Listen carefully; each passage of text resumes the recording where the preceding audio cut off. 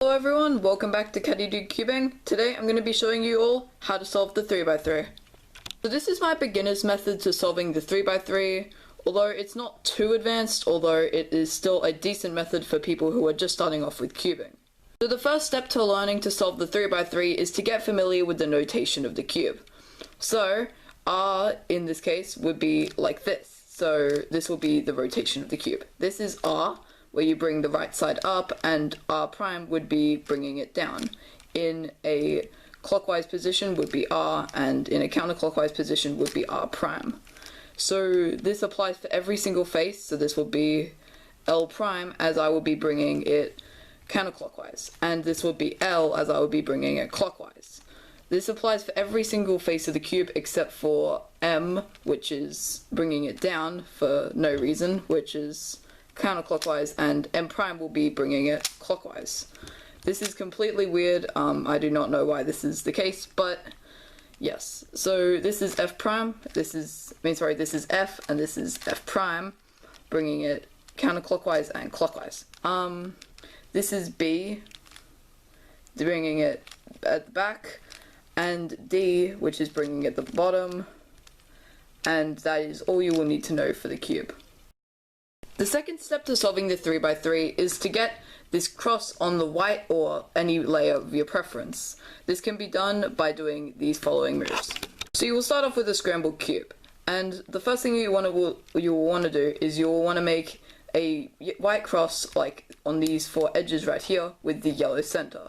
So I will do this by getting this piece here into this piece here. So what I will do is I will rotate it like that, and then I can then bring it up next to that piece there and there.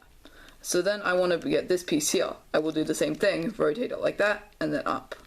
So then I have three, and then my last one is right there, so I can just bring that up.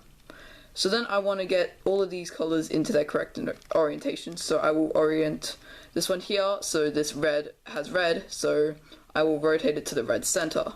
I will then do an R2 to then bring it down, and then that is in this correct notation because it's like that with its red center. So then I will have a green, and I will then rotate it around to the green side, and then do the same thing with an R2, and then get a orange, which is on the red, so I will then rotate it twice on U2, and then I will then rotate it down like that. And then I will have the final one, which will be the green, so I will then, the blue, which is on the green side, and then I will then rotate it over there, so then it's like that, and then rotate it down like that.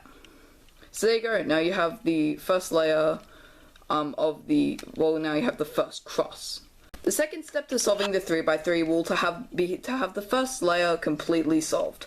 So this will be having the first layer entirely solved like this, having the centers being in the correct position, so these are all aligned up.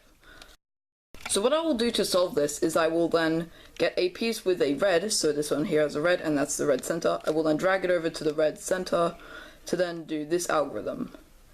D prime, L, D, L prime, to then bring it up into its correct orientation, so then it's like that. That is the lefty alg. So then you want to then find a blue one. This is the same thing. I will then do the lefty alg, D prime, L, D, L prime, to then bring it up. The next thing I will want to do is, if I have one on the bottom, I will then rotate it to one that doesn't have one on the top.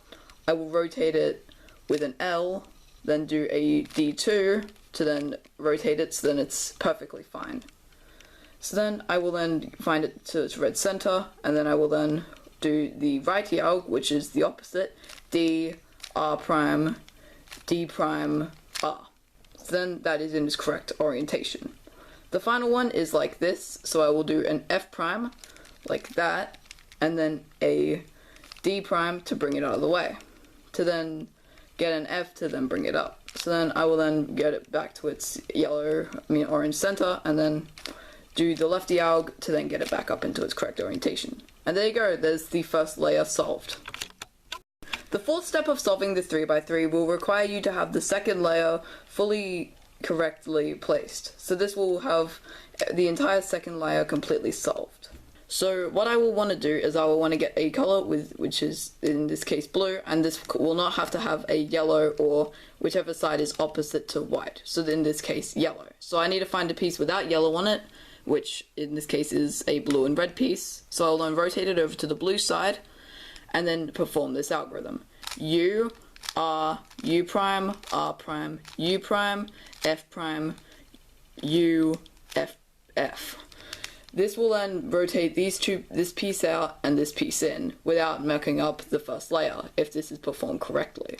This piece here will then be used to rotate over to the green side as this matches up with the green core, and then I will then do this exact same algorithm. U, and then I will then do the case again. And there we go. So if I want to get a piece over to the left side, which in this case I will have to because this piece here will not be able to go in through that side, I will have to do this algorithm, which is the reverse of it.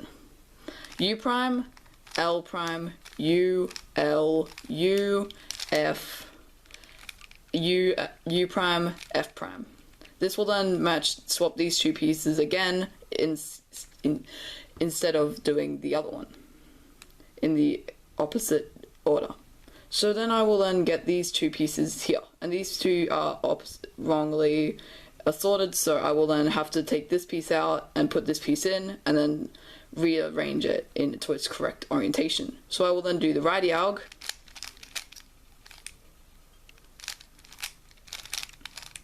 and then I will then get it back over to its place, which I can then do another righty alg to then put it back in.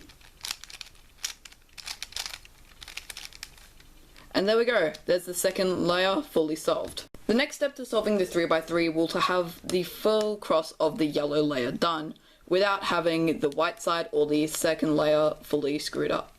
So yes, this is completely easily completable by using only 2 algorithms.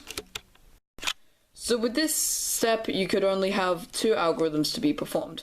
So there are 3 cases for this, which aren't already the completed state. You could either have a dot, you could have a L shape, or you could have a line. So these would all have to be performed one out. So the line and the L would only have to perform 1 algorithm, which is very, very simple to learn, although the dot will have to perform 2 algorithms. And I'll get into that now. So if you have the dot case, you will have to perform this algorithm.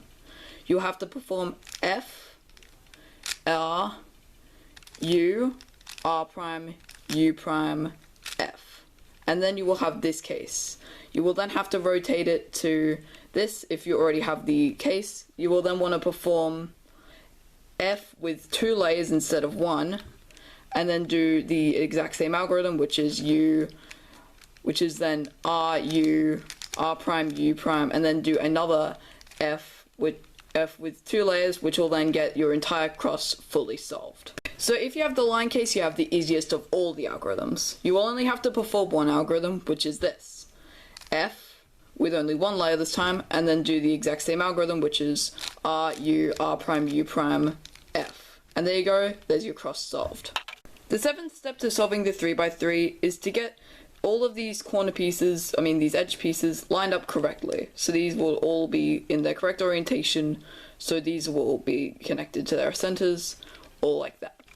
So there's only 1 case to this, which is a little bit rarer that you can come across, but the first thing that you want to do is you want to try find a pair. So ones that are already solved. So these 2 here are correctly solved, as these are both linking to their centerpieces. And then you will then want to do an algorithm called Sune. So hold these 2 here on the back and right, and then perform it. R, U, R prime, U, R, U2, R prime. And then you will then rotate it, and then all these should be solved.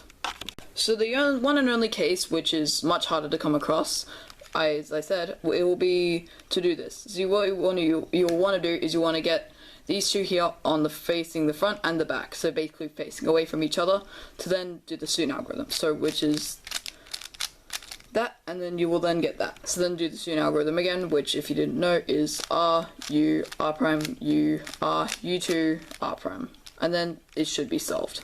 The second to last step of solving the 3x3 is to have all of these corner pieces in their correct position but not in their correct orientation.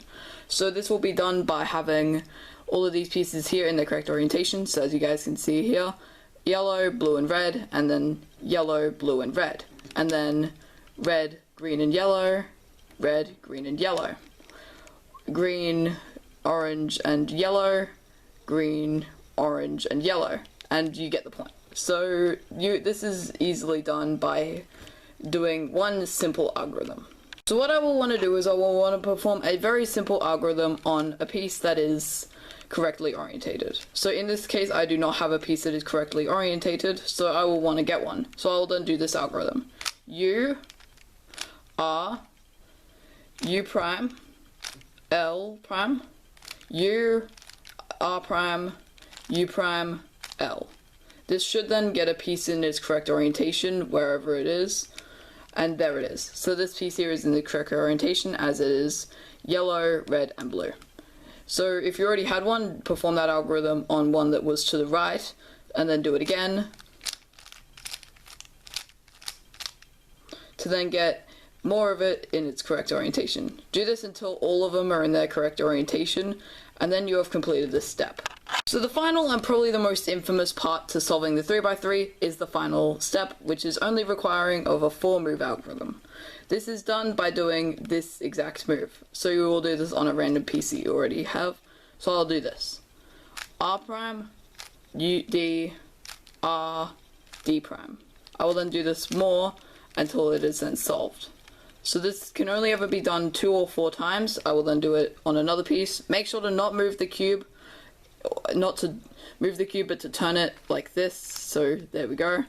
And then I will then do the algorithm again. R prime, D, R, D prime, and then I will then do it again. It is then in placement. So then I will then do the final one, which is once again another 2-mover. So I will then do the algorithm. And there we go. There is the cube solved. I hope you found this tutorial helpful, and if you didn't, please comment down below what you think should have been done better. I will be doing a more extended notation tutorial to more crack down into how to do notation, and it's more detailed. Anyways guys, apart from that, I hope you enjoyed this tutorial. If you did, smash that like button and don't forget to subscribe, and I'll see you guys in the next one. Bye!